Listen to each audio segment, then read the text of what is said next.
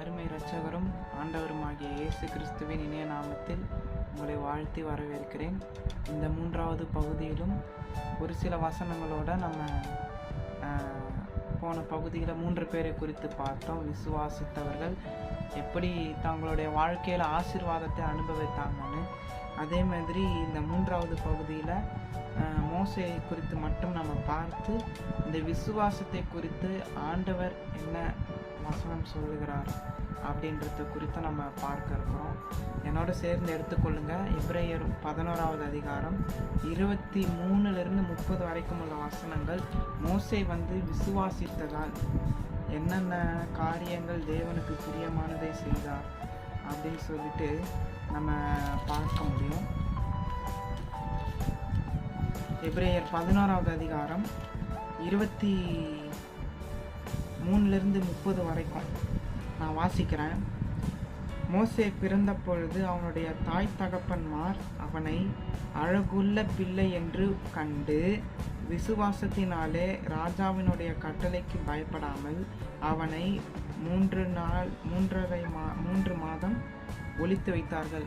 ஏன்னா மோசே பிறக்கும் பொழுது அவங்க அம்மா என்ன செய்கிறாங்கன்னா ஒரு சணற் கூடையில் வைத்து அனுப்பிவிடுறாங்க. ஏன்னா ராஜாவுடைய கட்டளை என்னன்னா 2 வயது உட்பட்ட ஆண் பிள்ளைகளை கொலை செய்ய வேண்டும். அதுதான் எகிப்தின் சட்டம்.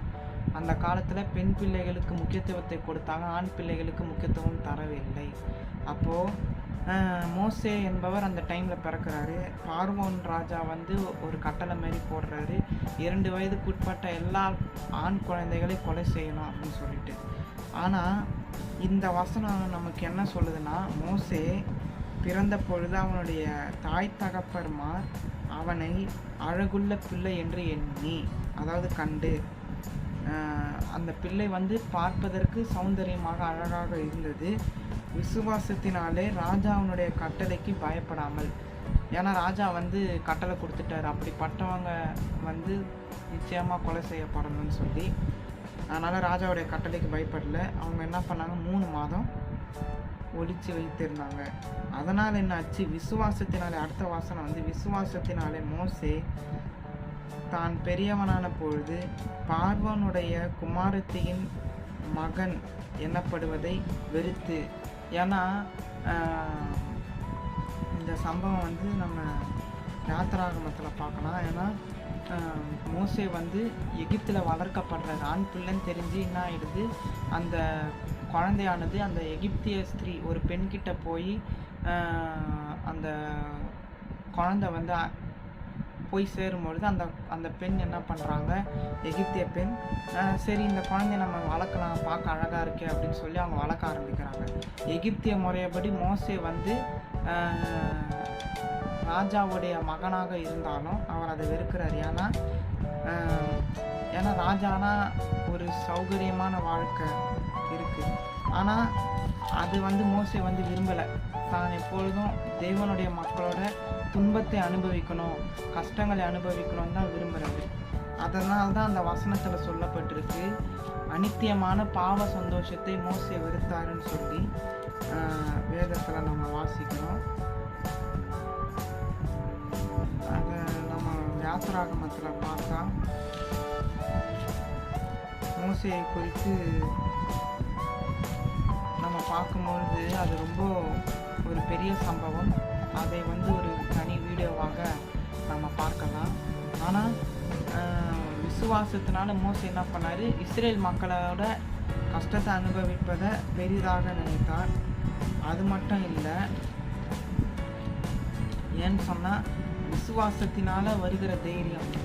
ஏன்னா சாதாரணமாக இன்றைக்கு நம்ம ஒரு மனிதன் சொன்னால் நம்ம நம்பி போக மாட்டோம். அதற்கு பல ஆராய்ச்சிகளை செய்வோம், நமக்கு தெரிஞ்ச முறைகளை கையாளுவோம். அதுக்கப்புறம் தான் நம்பிக்கை வச்சு நம்ம ஒரு இடத்துக்கு போவோம். ஆனால் இந்த பழைய ஏற்பாட்டில் காலத்தில் வாழ்ந்த ஒவ்வொருவரும் தேவனுடைய வார்த்தையை கேட்டு தங்களை அப்படியே விசுவாசமாக வாழ்க்கையை வாழ ஆரம்பிச்சிருக்காங்க.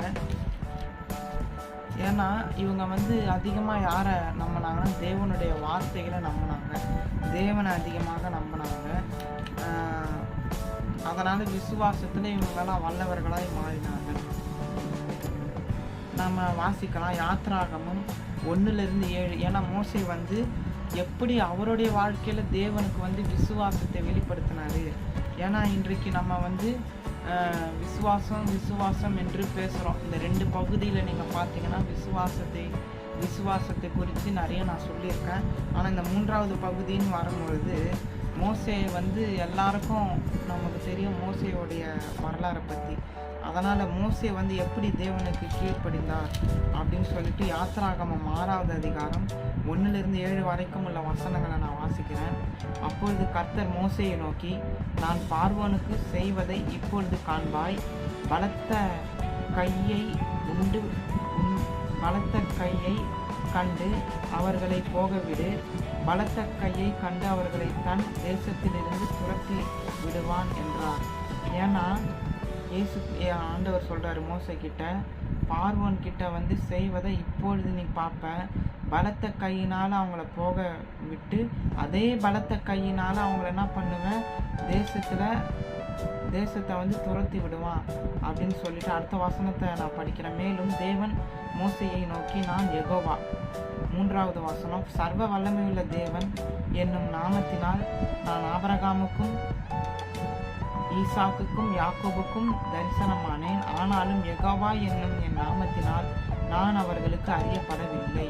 ஏன்னு சொன்னால் அந்த காலத்தில் இயேசு அப்பாவுடைய பெயர் வந்து யெகோவா என்ற பெயர் வந்து மிகவும் பிரசித்தி பெறாத ஒரு பெயர். சர்வ வல்லமை உள்ள தேவன், இருக்கிறவராக இருக்கிறேன், இதெல்லாம் பார்க்கும்பொழுது தேவனுடைய நாமத்தை வந்து யெகோவா என்னுள்ள பெயரில் அறியப்படாத ஒரு காலம். அதான் ஆண்டவர் சொல்கிறாரு, பலத்த கையினால் இதை செய்து முடிப்பேன். 4வது வசனத்தை வாசிக்கிறேன். அவர்கள் பரதேசிகளாய் தங்கின தேசமாகிய கானான் தேசத்தை அவர்களுக்கு கொடுத்தேன் என்று நான் அவர்களோட என் உடன்படிக்கையையும் ஏற்படுத்தி இருக்கிறேன். ஏன்னு சொன்னால் பரதேசிகளாக இருந்த அந்த கானான் தேசத்தை வந்து அவங்களுக்கு கொடுப்பேன். யாருக்கு தேவன் வாக்குத்தத்தம் பண்ணினாங்கன்னா இஸ்ரவேல் மக்களுக்கு தான் தேவன் வாக்குத்தத்தம் பண்ணினார். அதுக்கப்புறம் 5வது வசனத்தை பார்த்தீங்கன்னா, எகிப்தியர் அடிமை கொள்ளுகிற இஸ்ரவேல் புத்திரரின் பெருமூச்சையும் நான் கேட்டு என் உடன்படிக்கையை நினைத்தேன். ஏன்னா இஸ்ரேல் மக்கள் ரொம்ப அடிமைத்தனமாக இருந்தாங்க, ஒரு சுதந்திரம் இல்லை. பார்வோன் எப்பெல்லாம் நினைக்கப்போ வேலை வாங்கிக்கிட்டே இருந்தார். தன்னுடைய ராஜ்யத்தை வந்து ஸ்தாபிக்கணும் அப்படின்றதுக்காக ரொம்ப கடினமான வேலைகளை மக்களுக்கு கொடுத்தார் இஸ்ரேல் மக்கள். அதனால் அவங்களுடைய புலம்பல், அவங்களுடைய கண்ணீர், அவங்களுடைய பெருமூச்சு எல்லாம் ஆண்டவர் கேட்டு மோசையை ஏற்படுத்துகிறார். 6வது வசனத்தை வாசிக்கிறேன். ஆதலால் இஸ்ரவேல் புத்திரரை நோக்கி, நான் கர்த்தர், உங்கள் மேல் எகிப்தியர் சுமத்தின சுமைகளை நீக்கி நான் உங்களை விடுவித்து உங்களை அவர்கள் அடிமைத்தனத்திற்கு நீங்களாக்கி ஓங்கிய கையினாலும் மகா தண்டனையினாலும் உங்களை மீட்டு.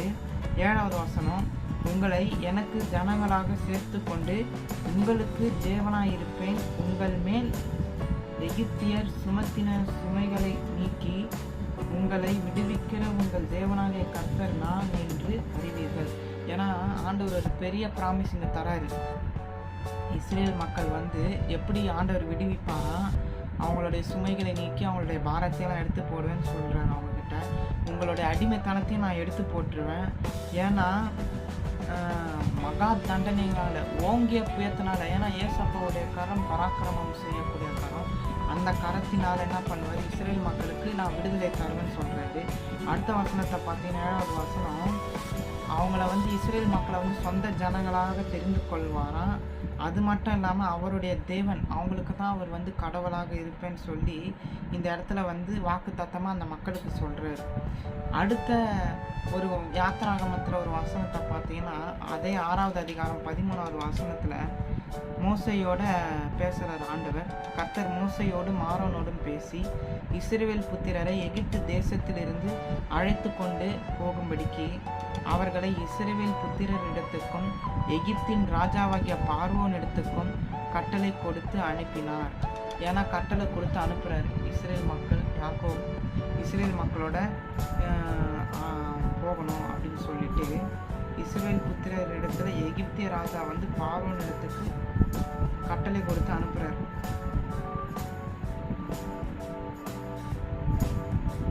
ஏன்னா தேவன் வந்து பல காரியங்கள் செய்கிறார். அந்த ராஜாவுடைய மனசு எப்படியாவது சரியாகணும் அப்படின்னு சொல்லிட்டு 10 வாதைகள் அந்த எகிப்து தேசத்தில் அனுப்புகிறார்.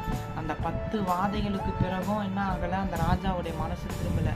நான் போக விட மாட்டேன்னு சொல்லிட்டு கடினப்படுறாரு. எங்கே அவருடைய இருதயம் வந்து எங்கேயும் மாறலை. பார்வோனுடைய அந்த ராஜாவுடைய இருதயம் பார்வோன் வந்து மாறலை.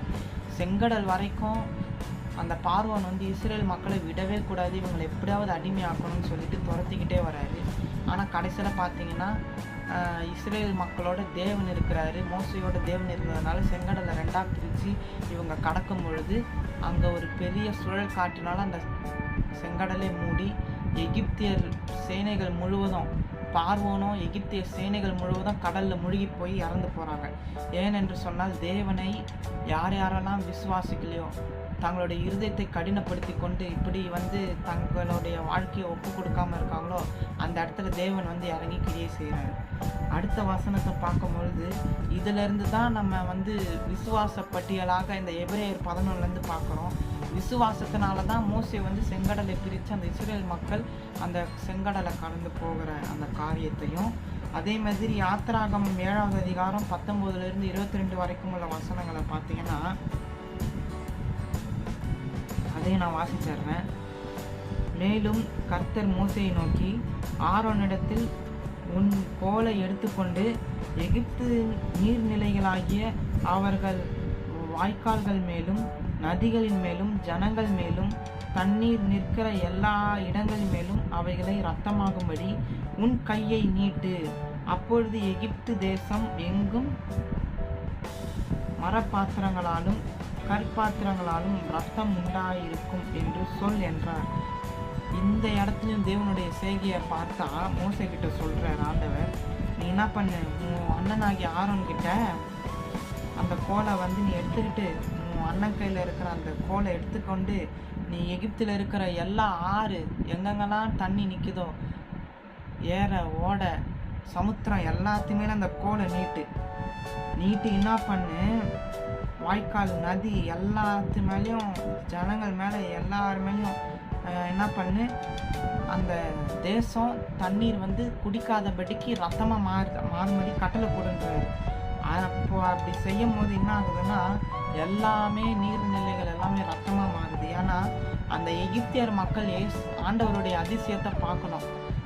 நாங்கள் ஆராதிக்கிற தெய்வம் எப்படிப்பட்ட தெய்வம், உயிருள்ள தெய்வம், அவர் சர்வ வல்லமையுள்ள தேவன், அவர் வந்து சொன்னதை செய்து முடிக்கிற தெய்வம் அப்படின்ற ஒரு அதிசயத்தை அந்த மக்கள் பார்க்கணும்.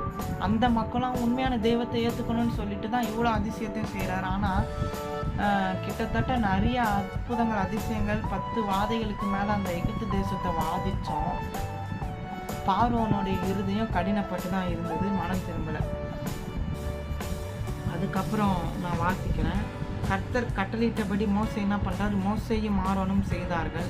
பார்வோனுடைய கண்களுக்கு முன்பாகவும் அவன் ஊழியக்காரரின் கண்களுக்கு முன்பாகவும் கோலை ஓங்கி நதியிலுள்ள தண்ணீரை அடிக்க, நதியிலுள்ள தண்ணீரெல்லாம் ரத்தமாய் மாறி போயிற்று. அடுத்த செகண்டே ரத்தமாக மாறுது.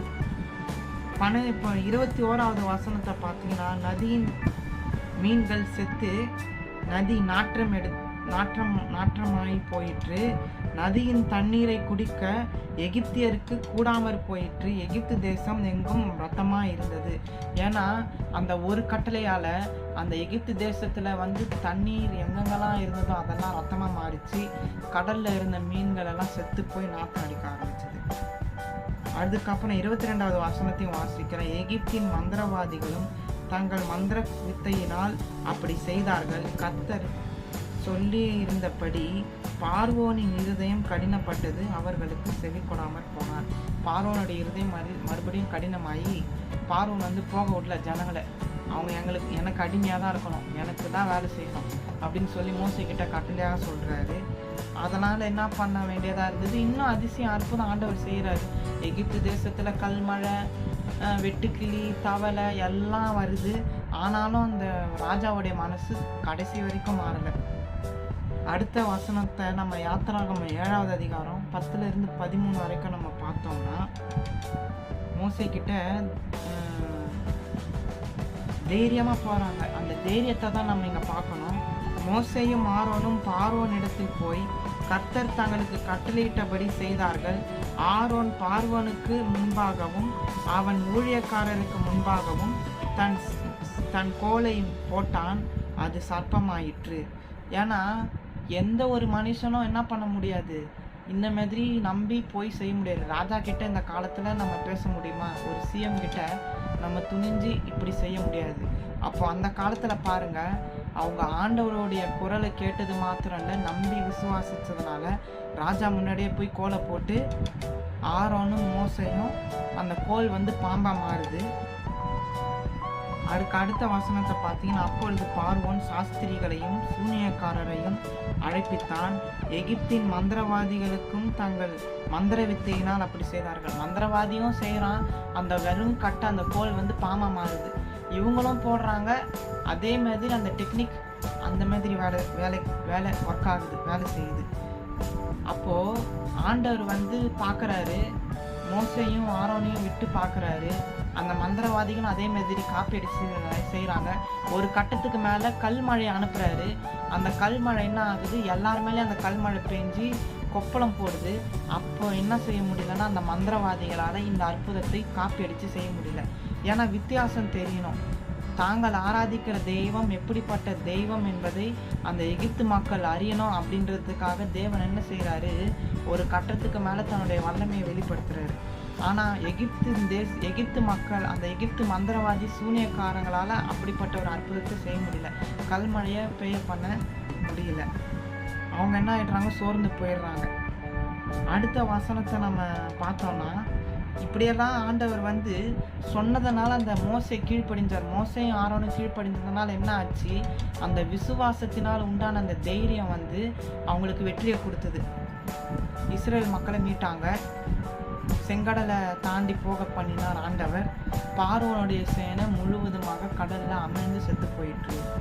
இதே நம்ம விசுவாசத்தை குறித்து இது குட்டி பகுதியாக இருப்பதனால நான் சுருக்கமாக முடிக்க விரும்புகிறேன். எபிரேயர் 11:6 விசுவாசத்தை குறித்து முக்கியமான சில வசனங்கள் நமக்கு குறிப்பிட்டு இருக்குது.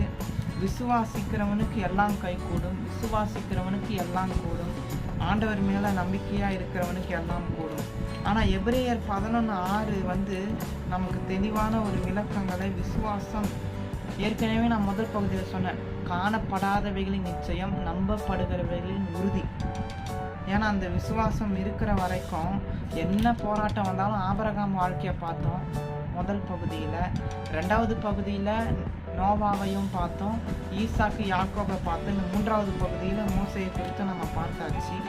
ஏன்னு சொன்னால், இந்த விசுவாசத்தினால்தான் முன்னோர்கள் எப்படிப்பட்டவங்களாக இருந்தாங்க, தேவனுக்கு முன்னாடி நற்சாட்சி பெற்றிருந்தாங்க, நல்ல சர்டிஃபிகேட் அவங்களுக்கு இருந்தது.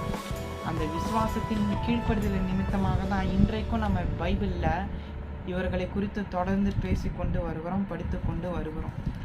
விசுவாசத்தை குறித்து சில வசனங்களை உங்களுக்கு சுட்டி காட்ட விரும்புகிறேன். விசுவாசம் இல்லாமல் தேவனுக்கு பிரியமாக இருப்பது கூடாத காரியம். ஏனென்றால் தேவனிடத்தில் சேருகிறவன் அவர் உண்டென்றும் அவர் தம்மை தேடுகிறவர்களுக்கு பலன் அளிக்கிறார் என்றும் விசுவாசிக்க வேண்டும். ஏன்னா இன்னைக்கு நம்ம முக்கால்வாசி பேர் தேவனை தேடுறோம்.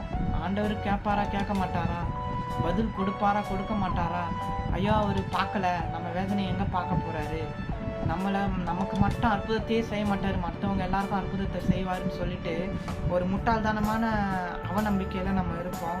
ஆனால் இந்த வசனம் சொல்லுது, எபிரேயர் 11:6, விசுவாசிக்கிறவன் அவர் இருக்கிறாருன்னோ அவரோட பேசுகிறவன் ஜெபிக்கிறவனுக்கு தக்க பலன் அவர் கொடுக்குறாருன்றதையும் நம்பணும், விசுவாசிக்கணும்னு இந்த எபிரேயர் 11:6 நமக்கு சொல்லுது.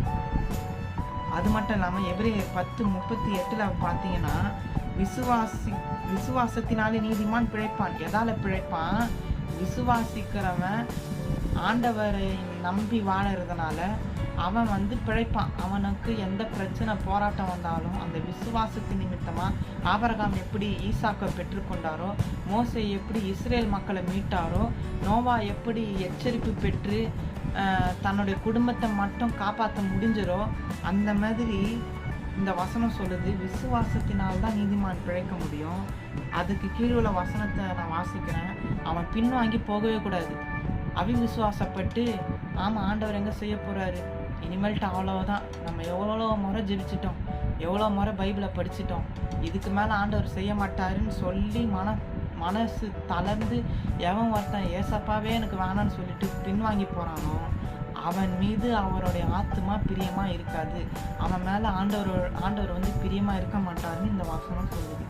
அதுக்கு அடுத்த வசனத்தை பார்த்தீங்கன்னா 12:1 சொல்லுது, ஆதலால் மேகம் போன்ற இத்தனை திரளான சாட்சிகள் நம்மை சூழ்ந்து கொண்டிருக்க, பாரமான யாவற்றையும் நம்மை சுற்றி நெருக்குகிற பாவத்தையும் தள்ளிவிட்டு, விசுவாசத்தை துவக்குகிறவரும் முடிக்கிறவருமாகிய இயேசுவை நோக்கி நமக்கு நியமித்திருக்கிற ஓட்டத்தில் பொறுமையோடு ஓட கடவோம். ஏன்னா இந்த வசனம் தெளிவாக சொல்லுது.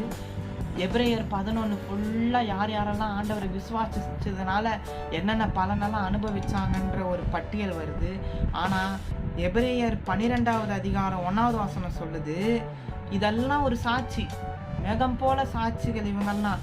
அதனால் நமக்கு என்ன பாவம் நம்மளை சுற்றி நெருக்குதோ அந்த பாவத்தையெல்லாம் நம்ம தூக்கி போட்டுட்டு விசுவாசத்தை துவக்குகிறவரும் முடிக்கிறவருமாகி இயேசுவை நோக்கி நம்ம ஓடவும். ஏன்னா விசுவாசன்றது நம்மளால் வரதில்லை, நம்ம முயற்சியினால் வரதில்லை. விசுவாசத்தை துவக்குகிறவர், அதை முடிக்கிறவர், அதை ஆரம்பித்து வைக்கிறார். பார்த்தீங்களா, நம்ம மனசில் ஒரு துளிர் வருது பார்த்தீங்களா, இந்த ஒரு நம்பிக்கை, இவருக்காக வாழணும்டா, இவரை நம்பணும் அப்படின்ற அந்த துளிர் விட்டு அது மரமாக மாறுற வரைக்கும் யாரோடைய வேலைன்னா ஆண்டவருடைய வேலை. விசுவாசத்தை துவக்குகிறவரும் முடிக்கிறவருமாகி இயேசுவே நோக்கி நீங்கள் போங்க, வேற யாரையும் நம்ம நோக்கி போக தேவையே இல்லை. அதே மாதிரி இன்னொரு வாசனம் 1 பேதுரு 2:6-7. இந்த 1 பேதுரு 2:6-7 பார்த்தீங்கன்னா விசுவாசத்தை குறித்து அருமையாக பேதுரு வந்து இந்த வசனத்தில் சொல்லியிருப்பாரு. 1 பேதுரு 2வது அதிகாரம் 6-7 வசனத்தை பார்த்தோன்னா அதையே நான் வாசிச்சிடுறேன். அந்தப்படியே இதோ தெரிந்து கொள்ளப்பட்டதும் விலையேற பெற்றதுமாய் இருக்கிற மூளைக்கல்லை சீயோனிலே வைக்கிறேன், அதன் மேல் விசுவாசமாய் இருக்கிறவன் வெட்கப்படுவதில்லை என்று வேதத்திலே சொல்லியிருக்கிறது. அந்த மூளைக்கல் யாருன்னா இயேசு கிறிஸ்து தான் அந்த மூளைக்கல். அந்த மூளைக்கல்லாகிய சீயோன் மீது யாரெல்லாம் விசுவாசம் வைக்கிறாங்களோ அவங்க வெட்கப்பட்டு போக முடியாது. இந்த வேத வசனத்தின் மூலமா ஆண்டவர் நம்மோட பேசுகிற காரியம் என்னன்னா, சீயோன் ஆகிய ஆண்டவரை நம்ம விசுவாசிச்சா அந்த நம்பிக்கை நம்மளை ஒரு நாள் வெட்கப்படுத்த முடியவே முடியாது. ஏன்னா அவர் தான் நமக்கு சீயோன். ஏற்கனவே சீயோனை குறித்து ஒரு வீடியோ போட்டிருந்தேன்.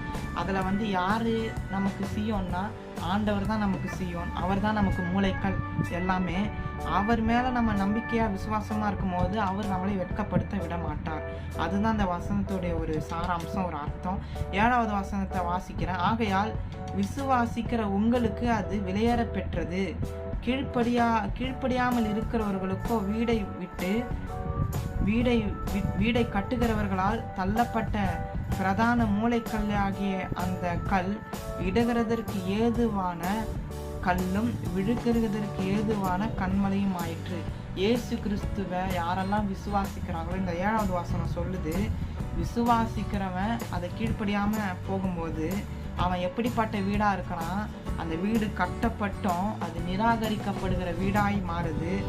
அந்த கல் வந்து மூளைக்கல்லாக மாறாது, தலைக்கல்லாக மாற முடியாது, ஒதுக்கப்பட்ட கல்லாக மாறுது.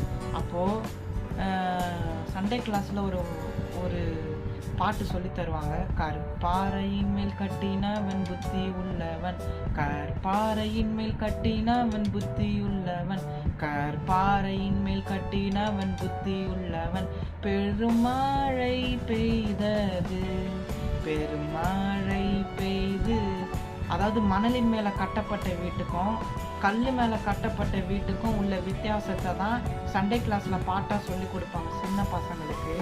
அந்த பாட்டு வந்து எப்படி பாட்டுதுன்னா, மணலில் கட்டப்பட்ட வீடு எப்படிப்பட்ட வீடுனா, போராட்டம் வரும், சோதனை வரும், தடை வரும், ஊழியம் செய்யாதுன்னு சொல்லிட்டு போராட்டங்கள் வரும்.